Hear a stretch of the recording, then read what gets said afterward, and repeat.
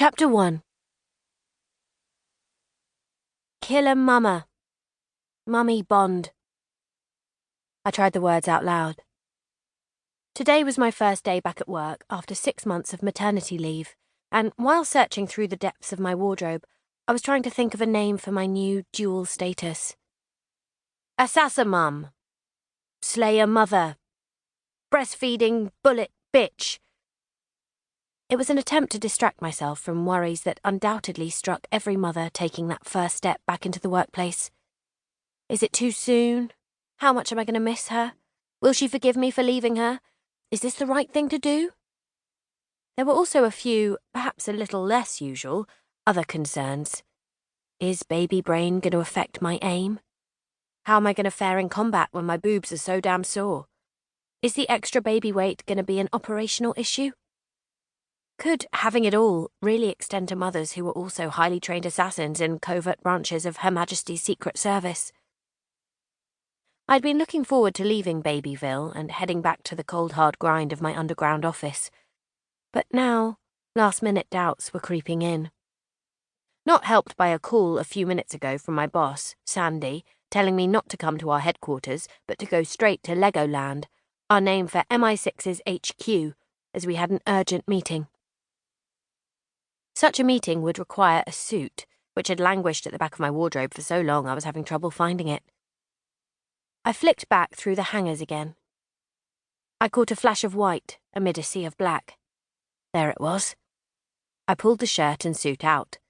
Trousers with a waistband. My new nemesis. I squeezed into them and hurried into the kitchen. Beata, the nanny I selected so carefully, was busying herself at the sink. Gigi, my beautiful baby with round cheeks and soft brown hair that always seemed to naturally spike into a mohawk, was sitting in her high chair at the head of the table, examining the food laid out in front of her. Blissfully oblivious that today would be the first day of her short young life, where I wouldn't be there for her every waking moment. I took a deep breath, kissed the top of her head, shouted a goodbye to the hulk of Beata's back as she was loading the dishwasher, and rushed out the door for the tube station. Packed into a full eastbound commuter train, I deeply missed the VIP status of Transport for London's tacky Baby on Board badge.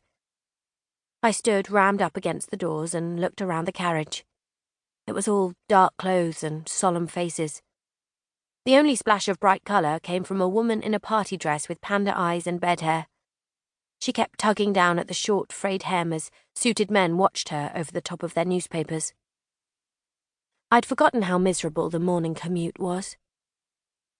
I pulled out my phone and clicked on my Gigi Cam app. Up popped a live feed of Gigi, now indulging in a strawberry yoghurt facial. I stroked the screen. I missed her already. But having access to an arsenal of government-issue surveillance equipment was definitely helping. Thanks to motion-activated cameras hidden all over the house and the GPS tracker in the pram, I could not only keep an eye on what Beata was pureeing for Gigi's lunch, but track their movements all over Chiswick. I'd also tasked Brian in R&D to work on a prototype tiny camera that could be hidden inside Gigi's amber teething necklace. He had been making good progress, although he had warned it was unlikely the image quality would be the requested HD. To make up for this disappointment, he had added a sound sensor notification to the app. If Gigi's crying reached a certain decibel, I would immediately get an alert to my phone, allowing me to check the cause of her tears and assess Beata's reaction to them. Hands-free parenting made easy. Gigi was currently staring transfixed at Beata, who was balancing a bright pink plastic cup on her head and wobbling around the kitchen with more grace than I expected from someone of her build. Gigi had thankfully taken to the no-nonsense mother of four immediately. My own confidence in Beata was undoubtedly helped by the office undertaking several exhaustive background checks, a month of surveillance, and even arranging for a local agent to visit her small hometown in eastern Poland. The cup fell from Beata's head, and Gigi squealed with laughter.